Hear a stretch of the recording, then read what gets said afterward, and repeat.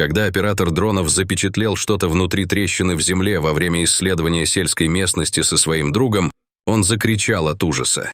То, что он увидел, шокировало его и неожиданно втянуло в миссию спасения.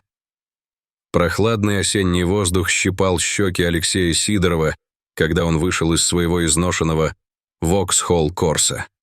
Его лучший друг Даниил Кузнецов вытянул свое долговязое тело после часовой поездки из Москвы.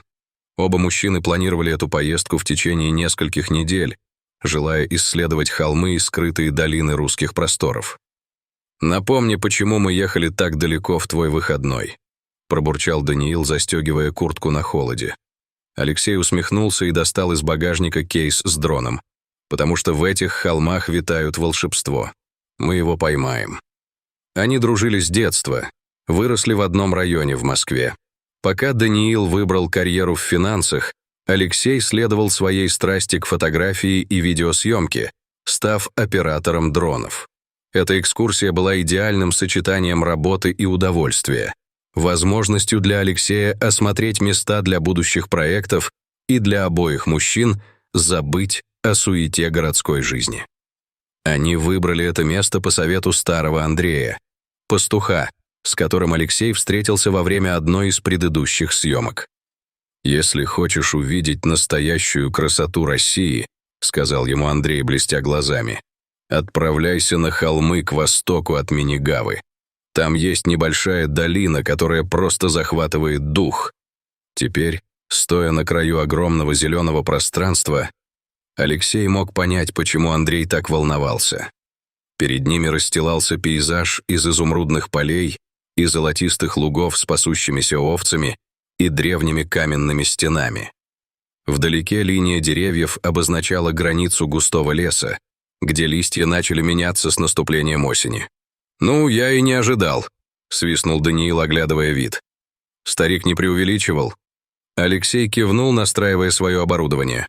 Он тщательно вытащил дрон из чехла, изящный DJI Mavic 3, который был его гордостью на протяжении последнего года. В то время как он занимался предполетами, Даниил немного отошел в сторону, фотографируя на свой телефон. «Готов к взлету!» — крикнул Даниил, возвращаясь к Алексею. «Почти», — ответил Алексей. Его глаза были сосредоточены на экране контроллера. «Я просто калибрую компас. Не хочу неожиданностей на высоте». С мягким гудением пропеллеры дрона запустились. Алексей плавно вывел его в воздух, наблюдая, как он поднимается все выше и выше. На экране контроллера пейзаж разворачивался, словно живая карта. «Смотри на это», — выдохнул Даниил, заглядывая через плечо Алексея. «С высоты это как совершенно другой мир». Алексей кивнул. Он был слишком погружен в пилотирование, чтобы ответить. Дрон пролетел по широкой дуге, делая панорамные снимки долины. Позднее осеннее солнце отбрасывало длинные тени на землю, создавая завораживающую игру света и тьмы. Когда дрон парил над труднопроходимой местностью, что-то привлекло внимание Алексея. Он нахмурился, регулируя угол камеры для лучшего просмотра. «Что это?» — спросил Даниил, заметив изменения в настроении своего друга. «Не уверен», — пробормотал Алексей. «Там что-то странное на этом участке земли». Он опустил дрон ниже, приближаясь к области, которая привлекала его внимание. Когда изображение стало четче, оба мужчины наклонились ближе к экрану. Среди мягких склонов и травяных холмов явственно выделялась темная трещина. С расстояния ее почти не отличить, но вблизи она была очевидна. Зазубренная трещина в земле, словно сама земля разорвана. «Это ненормально, не так ли?» — произнес Даниил тихим голосом. Алексей медленно покачал головой. «Я никогда не видел ничего подобного».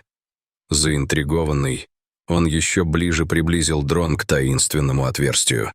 Когда камера заглянула в темноту, что-то зашевелилось. Глаза Алексея расширились от неверия. Он наклонился ближе к экрану. Его дух захватывало. Вдруг он издал ужасный вздох, чуть не уронив контроллер. Даниил, испуганный, схватил друга за руку, чтобы поддержать его. «Что это, черт побери?» — воскликнул он. Его лицо побледнело. «Там что-то есть», — прошептал Алексей. Его голос дрожал. «Что-то живое». Даниил стал внимательнее рассматривать записи. Его лицо утратило цвет, когда он осознал зрелище. Маленькая форма двигалась в глубине трещины, едва различимая в тенях. Было слишком темно, чтобы разглядеть детали, но жизнь была очевидна. «Ты думаешь, ей нужна помощь?» — спросил он. «Или нам стоит оставить это в покое?» Алексей смотрел на записи целую минуту, прежде чем покачать головой. Без понятия. Возможно, это крот или что-то вроде этого, но, может быть, это бедный кот, упавший в трещину. «Мы должны что-то сделать», — сказал Даниил, его первоначальный шок уступил место решимости. Алексей мрачновато кивнул. Он аккуратно вернул дрон назад, не желая терять из виду местоположение трещины. Когда он посадил дрон, его разум наполнился вопросами. Что могло вызвать такую трещину в земле? Какое создание запуталось внутри? Когда они упаковывали оборудование дронов, мужчины погрузились в мысли, размышляя о странном повороте их дня. То, что начиналось как простая вылазка, чтобы запечатлеть красоту русских просторов, стало чем-то гораздо более серьезным. Когда они шли через поле к месту трещины, умы Алексея метались от вопросов. Что могло привести к такой трещине в земле? Это было естественное явление или что-то более зловещее? И что наиболее важно, какое создание запуталось там? Даниил волновался о логистике своей спасательной миссии. Он сканировал землю, пока они шли, ища что-то, что могло бы быть полезным. Крепкая ветка, которая могла бы послужить рычагом, кусок веревки от близстоящего забора. Когда они приблизились к месту, где дрон заметил трещину, оба мужчины замедлили шаги. Земля была неровной, с клочками жесткой травы, уступающей голым участкам почвы. И вдруг они это увидели. Трещина была еще более угрожающе внушительной с близкого расстояния. Она простиралась на несколько метров, как рана в земле, излучающая ауру неправильности. Края были острыми и чистыми, словно землю разрезали гигантским ножом. Они осторожно заглянули внутрь, и то, что увидели, заставило их закричать от шока. Маленький ягненок, не больше нескольких недель, был заперт на дне трещины. Его белоснежная шерсть была испачкана грязью, а глаза широко раскрыты от страха. Бедное создание издавало жалобные блеяния, эхо которых звучало жутко в замкнутом пространстве. Алексей кивнул, уже оценивая ситуацию. Трещина была глубокой, как минимум 3 метра, а ее стены были предательски скользкими. Они не могли оставить ягненка умирать, но спуститься туда было опасно. Он посмотрел на Даниила, самого практичного из них.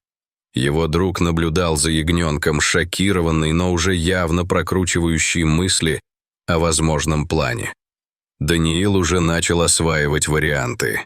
Что делал ягненок в этой трещине? Открылась ли земля под его ногами, пока он пасся с семьей? Где его хозяин? И что могло произойти с беднягой, если бы настаивать на том, чтобы приехать сюда? Это было случайное столкновение с местным фермером, которое разожгло интерес Алексея к документированию этой области. Старый Андрей, пастух с лицом таким же суровым, как и холмы, угощал его рассказами о красоте и тайне этих земель. В течение следующих нескольких месяцев Алексей регулярно посещал эту местность, часто с Даниилом. Его дрон запечатлел каждое изменение в ландшафте. Каждое посещение добавляло новый слой к его восприятию земли и ее ритмов. Теперь, в этот судьбоносный осенний день, Алексей и Даниил столкнулись с тем, чего никогда не могли бы предположить. «Я пойду», — сказал Даниил, снимая куртку. «У меня будет больше шансов дотянуться до ягненка». «Подожди», — воскликнул Алексей, схватив его за руку. «Неужели нам не стоит вызвать власти? Что, если ты застрянешь?» «Не думаю, что у ягненка достаточно времени», — ответил друг. «Его крики становятся все слабее. Если я не пойду, он не выживет». Алексей понимал, что он прав. Вместо этого он мрачно кивнул и начал готовиться к спуску. Они использовали ремень и пояс, чтобы сделать импровизированную страховку, и с трудом начали работать в команде. Даниил начал спускаться в трещину. Алексей держал его за руку. Стены были предательски скользкими, но он продолжал двигаться, понимая срочность. Наконец Даниил достиг дна, мягко говоря с ягненком, пытаясь успокоить его. Подъем стал опасным, и Алексей наклонился, тянувшись к своему другу. С последним усилием Даниил передал ягненка Алексею. Как только маленькое создание оказалось в безопасности над землей, его крики страха сменились облегчением. Алексей прижал ягненка к себе, чувствуя его быстрое сердцебиение. Он помог Даниилу выбраться из трещины. Оба тяжело дышали от напряжения. Когда они стояли там, покрытые грязью, и потом они услышали блеяние поблизости. Посмотрев вверх, они увидели овцу, явно встревоженную и искушающую своего потерянного ягненка. Алексей осторожно положил ягненка на траву. Они наблюдали, как он немного покачивается на неустойчивых ногах, прежде чем находит равновесие. Ягненок, увидев мать, издал радостное блеяние. Овца, прижавшись к своему малышу, заботливо проверила его. Ягненок, забыв о ситуации, счастливо виляя хвостом, начал сосать молоко. Алексей и Даниил наблюдали, чувствуя облегчение и триумф. Опасности, с которыми они столкнулись, страсти, испытанные — все это оказалось стоящим ради этого момента. «Что ж, хватит волнений на день», — сказал Даниил, нарушая молчание. Алексей расхохотался, наполненный остатками адреналина. Да, сомневаюсь, что кто-то дома поверит в эту историю. Когда они вернулись через поле, оба замолчали, погруженные в размышления. Солнце садилось, окрашивая небо в яркие оттенки. Алексей понимал, что их приключение изменило его. Он запечатлел простую красоту русских просторов, но стал частью чего-то более глубокого. Он осознавал, что иногда важнейшие истории — это те, которые ты переживал, а не просто фиксировал на пленку.